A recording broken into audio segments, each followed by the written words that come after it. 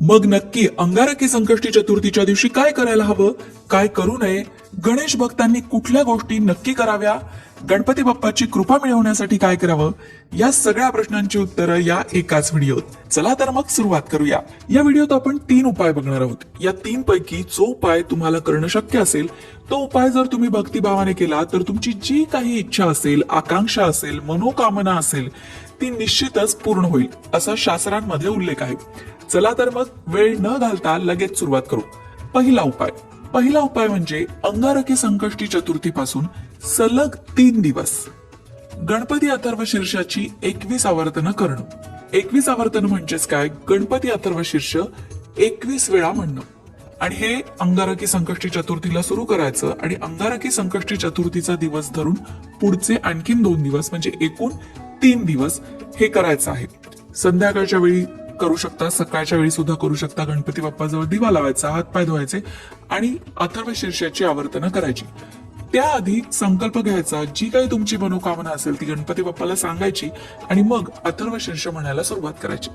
हा झाला पहिला उपाय. पण तुमच्यापैकी बरेच जण म्हणतील की आम्हाला अथर्व शीर्ष कसं म्हणतात हे माहित नाहीये. मग तुम्ही दुसरा उपाय करा. काय आहे दुसरा उपाय? संकटनाशन गणेश स्तोत्र जे आहे ते अंगारकी संकष्टी चतुर्थीच्या दिवशी 11 वेळा म्हटल्याने सुद्धा इच्छापूर्ती होते असं सांगण्यात आलेलं आहे.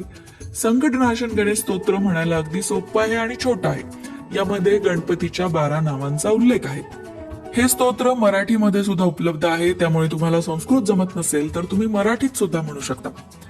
मंडळी, जो काही उपाय करणार आहात तो मात्र श्रद्धा भक्तीने करा आणि उपाय करण्याआधी संकल्प सोडा.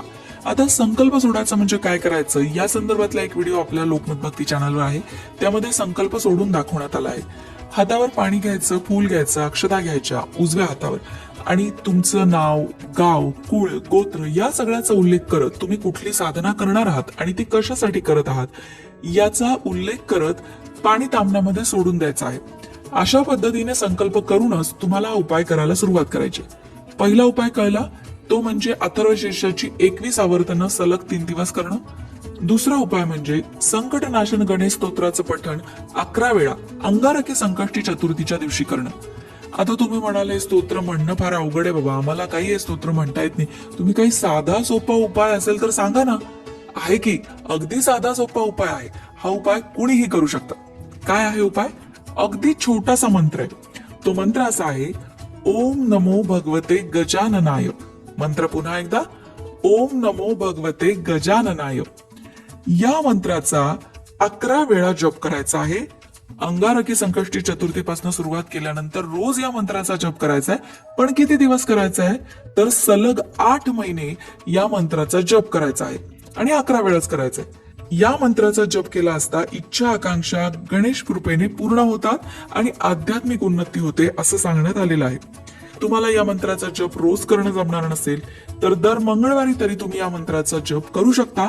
सलग 8 महिने मात्र करायचा आहे आणि श्रद्धा भक्तीने करायचा आहे. मंडळी, या 3 पैकी कुठलाही एक उपाय करा आणि गणपती बाप्पाच्या कृपेचा अनुभव घ्या.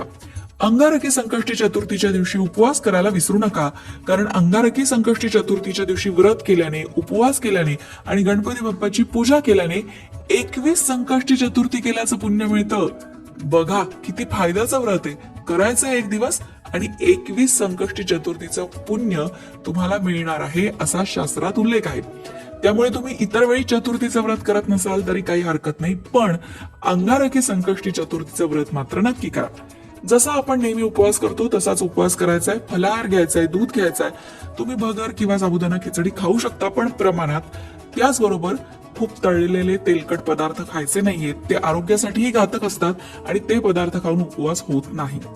दुसरी गोष्ट म्हणजे संध्याकाळच्या वेळी चंद्रोदयानंतर हा उपवास सोडायचा आहे आणि उपवास सोडण्याआधी चंद्राचं दर्शन घ्यायचं आहे, गणपती बाप्पाची पूजा आणि आरती करायची आहे आणि मग उपवास सोडायचा.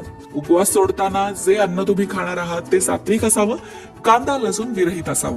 या काही गोष्टींचं पालन करत तुम्ही तुमच्या या उपायाला सुरुवात करू शकता आणि इच्छा पूर्ती करून घेऊ शकता. व्यवसायात यश मिळवण्यासाठी संकष्टी चतुर्थीच्या दिवशी गणपतीला 11 दुर्वांची जोडी अर्पण करा. हा उपाय केल्याने तुम्हाला व्यवसायात यश मिळेल, त्याचबरोबर कर्जाची समस्याही सुटेल. अंगारक संकष्टी चतुर्थीच्या दिवशी गणपती बाप्पाला मोदक किंवा बुंदीचे लाडू नक्की अर्पण करा. संकष्टी चतुर्थी व्यतिरिक्त सुद्धा तुम्ही प्रत्येक बुधवारी हे उपाय करू शकता. असं केल्याने तुमच्या घरात कधीही धनधान्याची कमतरता भासणार नाही किंवा तुमचे काही आर्थिक प्रश्न असतील तर ते प्रश्न सुटेपर्यंत दर बुधवारी आणि दर चतुर्थीला हे उपाय तुम्ही करत राहा.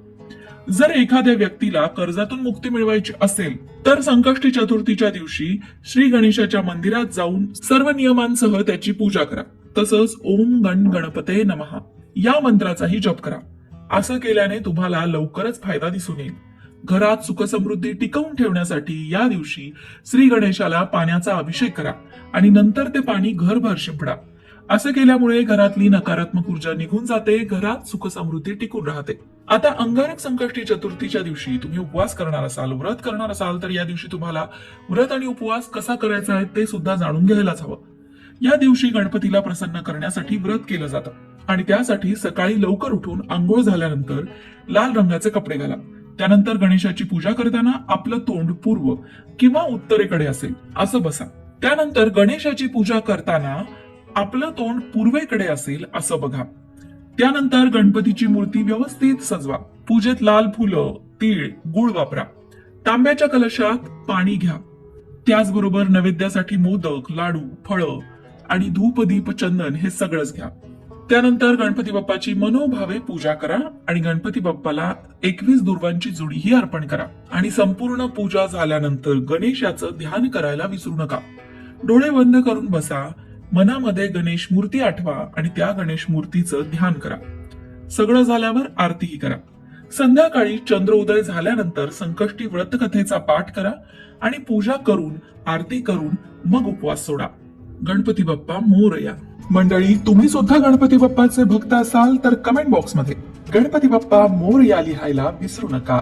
मंडळी, वास्तुशास्त्र, ज्योतिषशास्त्र, अंकशास्त्र यासारख्या विषयांवर तुमच्या मनात काही शंका असतील तर त्या कमेंट बॉक्समध्ये नक्की विचारा.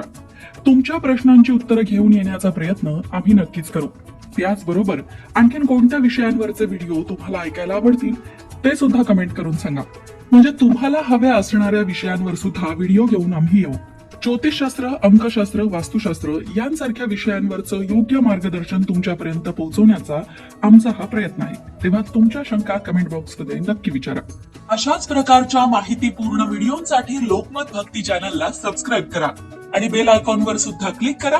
म्हणजे आमच्या नवनवीन व्हिडिओचं नोटिफिकेशन तुम्हाला मिळत राहील.